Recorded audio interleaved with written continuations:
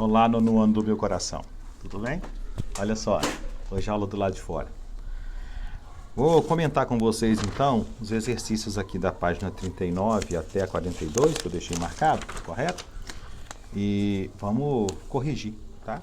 Vamos comentar aqui, fazer uma correçãozinha breve. Se ficar alguma dúvida, gente, manda mensagem para mim, manda pela plataforma da Positivo, deixa no comentário, tá bom? Vou tentar ser claro aqui para vocês, mas a falta dessa resposta imediata de vocês ali na sala de aula, às vezes, pode deixar alguma coisa para trás, e aí não deixa passar, não. Manda a dúvida de vocês, combinado? Olha só, então na página 39 nós temos um anúncio, né, do Greenpeace, uma organização não governamental que cuida da questão ambiental e tal. Um anúncio muito bem construído, né, semioticamente falando ali, né. Nós vamos falar um pouquinho dessa questão que é semiótica. A primeira questão já afirma que isso é um texto multimodal. O que significa multimodal? Significa que ele... Deixa eu tentar melhorar esse foco aqui, pessoal, peraí. Isso, fica assim mesmo. Multimodal significa que ele que coexiste, nele existe tanto elementos verbais, não verbais, né? Multimodal é aquele que pega vários modos para a construção do sentido do texto, né? Às vezes, por exemplo, na internet a gente vê o texto multimodal com vídeo, com sons, né? Com gestos, tudo isso. E aí, gente, tem um negócio chamado semiótica, né? Que é uma parte do estudo da comunicação que trata exatamente da construção de sentido. Tá? Elemento semiótico é aquele que constrói o significado das coisas. E isso se dá por uma série de símbolos, por uma série de significados presentes ali, às vezes implicitamente, às vezes explicitamente. Então, é importante que você... Deixa eu mudar aqui o lado do sol. Aí. É importante que a gente, como parte da comunicação, consiga reconhecer esses sentidos, para construir o sentido desejado por aquele emissor, né? Quer ver? Vou dar um exemplo de valor semiótico, como que as coisas são.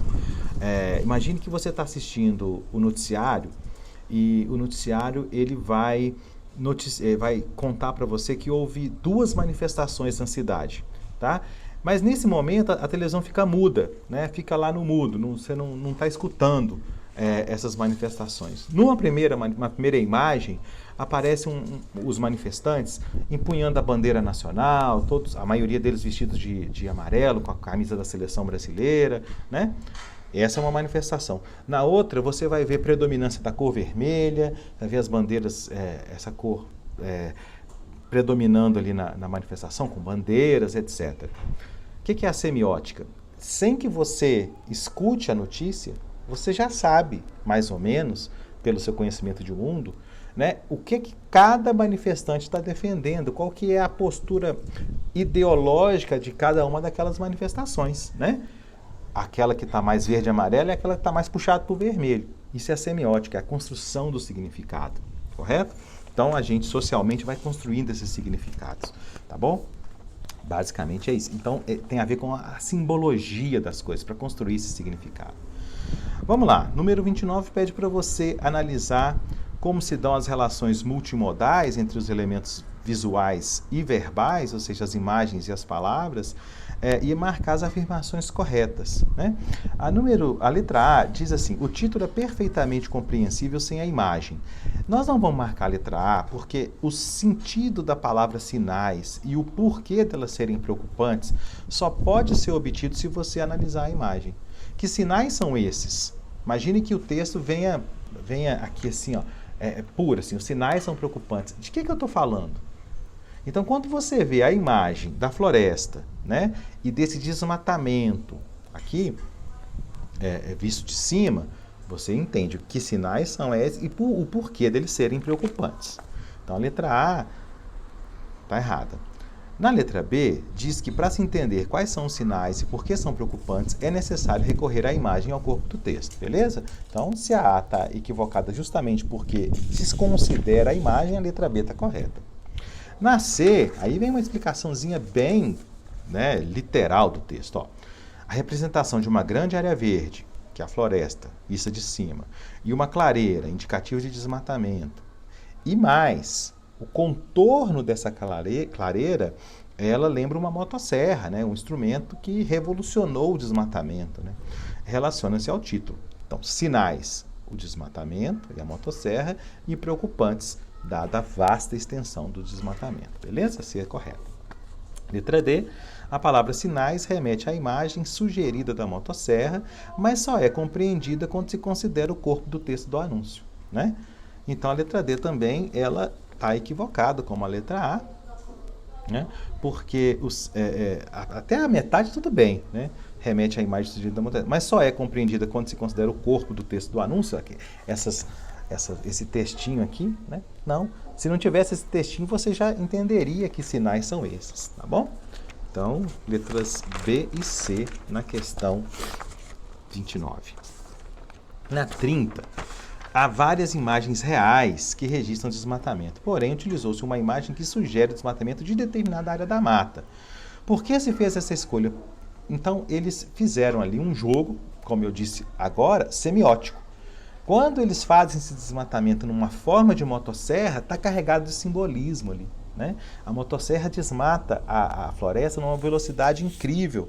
Então, quer dizer, está dizendo exatamente isso. Olha, estamos destruindo a floresta de uma maneira predatória, né? De uma maneira extremamente preocupante.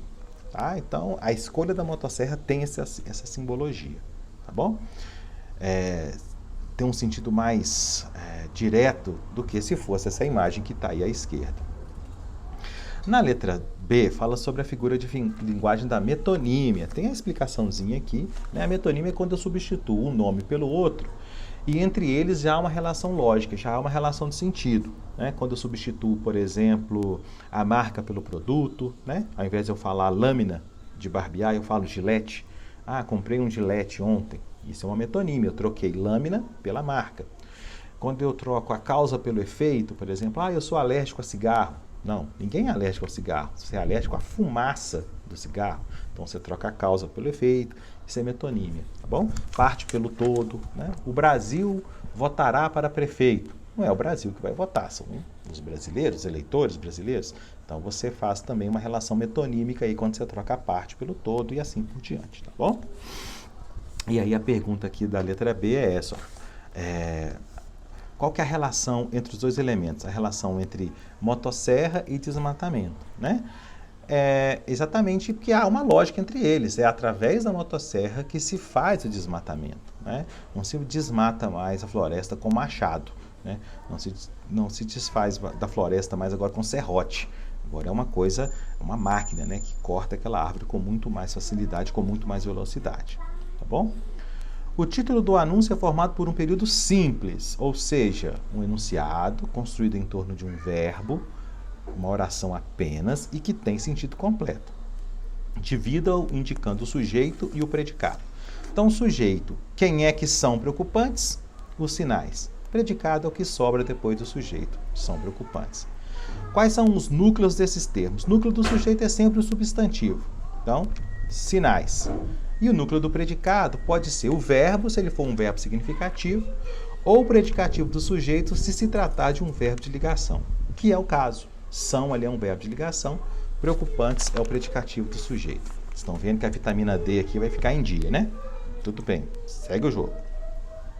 A função sintática, então, de preocupantes nesse contexto é a de caracterizar o sujeito estando no predicado, predicativo do sujeito. Fechou? Então, 31, fechado. A 32 exploram o corpo do texto. Eu não vou ler com vocês para o vídeo não ficar mais longo. Vamos lá? Perdoem os ruídos aí, né? Tem gente cantando aqui. Vamos lá. Então, o texto estabelece relação entre o desmatamento da floresta e mineração, pecuária ou agricultura. E lá no texto, ele fala em produção de alimentos. Quando ele fala em produção de alimentos, ele está falando da agricultura. Poderia ser a pecuária. Poderia também, a pecuária está para nos fornecer alimentos, né? Mas especificamente ele está dizendo aqui sobre regulador da chuva, né? E aí nós vamos ter uma relação mais próxima com a agricultura. Em aqui e no mundo, né? Aqui se refere a palavra aqui, refere-se ao Brasil, tá bom? Refere-se ao local do enunciado do Brasil. 34. O corpo do texto tem função argumentativa. Que estratégia foi utilizada nesse caso? É a estratégia de se usar dados numéricos para justificar as suas posições, tá bom? Para defender a ideia, ele usou estatística, ele usou número, correto? Ele fala lá em 60% das emissões de gases, correto? E esses números, gente, eles não podem ser tirados do sovaco, como eu costumo dizer, né? Eles têm que ser parte de um estudo, de uma pesquisa, de algo científico, tá bom?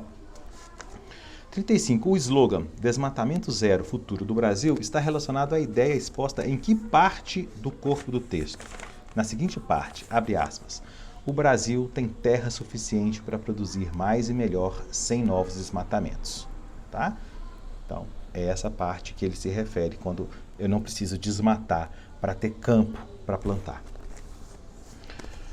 36. Vamos lá. Compare os dois períodos.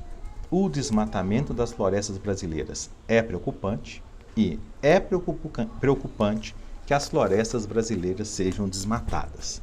Então, olha só, nós temos estruturas parecidas no predicado. É preocupante, um verbo de ligação e um predicativo do sujeito. Agora, o que muda é a forma como esse sujeito aparece.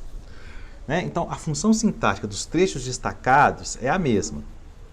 Sujeito. Combinado? Agora, qual dos dois períodos é composto? Aquele que tiver mais de uma oração.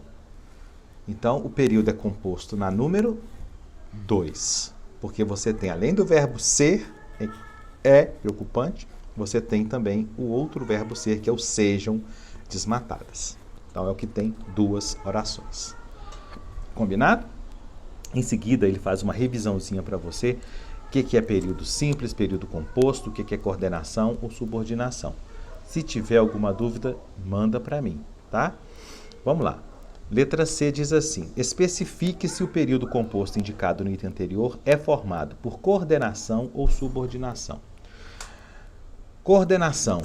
As orações são independentes sintaticamente, ou seja, uma não é termo da outra, tá bom? Então seria assim, olha, o desmatamento da Amazônia é preocupante, mas o governo não investe no seu combate.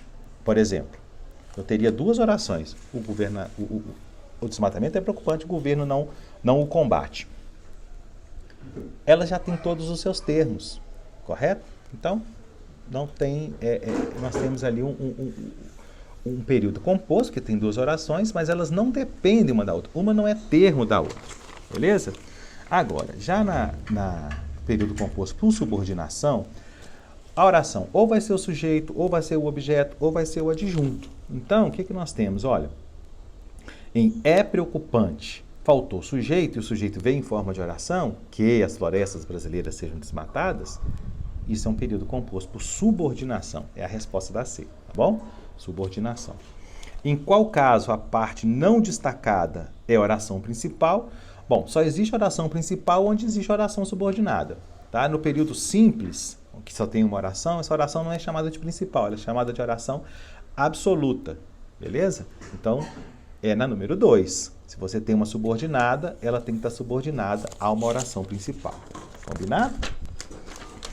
Dando continuidade, letra E, descreva a estrutura de é preocupante. É preocupante é estruturado em verbo de ligação, e predicativo do sujeito, preocupante. F, o verbo da oração é preocupante está flexionado na terceira pessoa do singular. Beleza? Terceira do singular, é. E a palavra que liga as orações nesse período composto é a conjunção integrante que. Tá bom? 37. Dentre as orações subordinadas destacadas a seguir, a que exerce a função de sujeito é.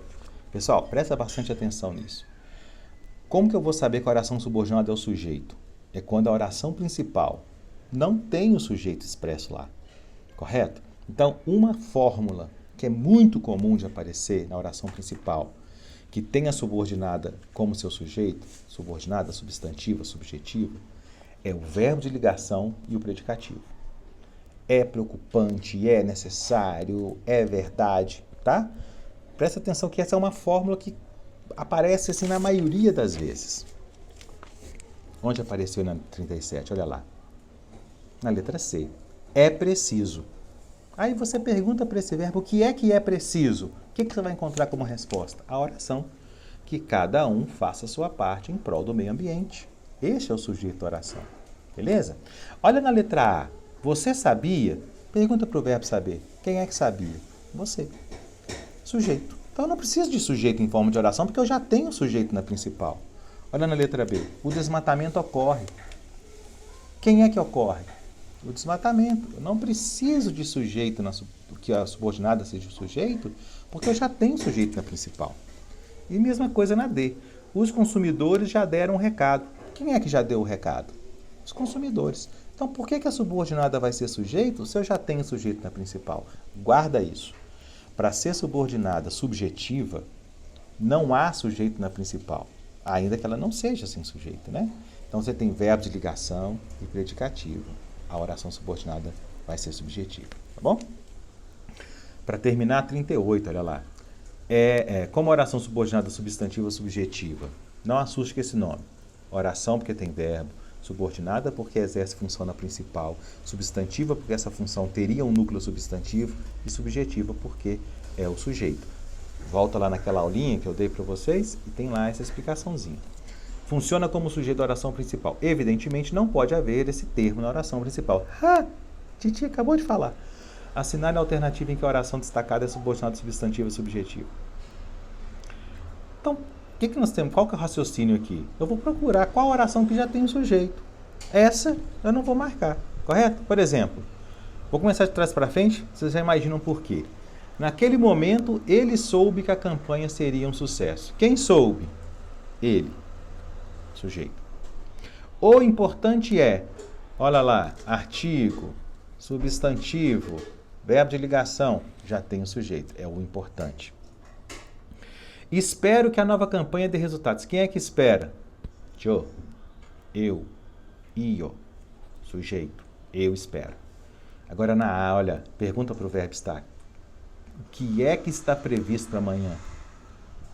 Que essa campanha será lançada. Então, está previsto para amanhã que essa campanha será lançada, sujeito do está previsto, a oração subordinada, substantiva, subjetiva. Eu tenho certeza que vocês ficaram com alguma dúvida. E eu quero muito que vocês mandem essa dúvida para mim, porque eu vou ajudá-los nesse sentido, tá bom? Aqui no finalzinho da 42, esse quadrinho interessante, tem esse quadrinho naquela apresentação que eu passei para vocês no nosso último encontro. Tá joia? Estude isso, faça com cuidado, tá bom? E eu vou marcar com vocês mais exercícios. Pode fazer o exercício aí da página 43, pode fazer o exercício da página 44, 43, 44, e nós vamos conversando sobre essas orações. Combinado? Obrigado por chegar até aqui e fiquem bem. Até o próximo encontro.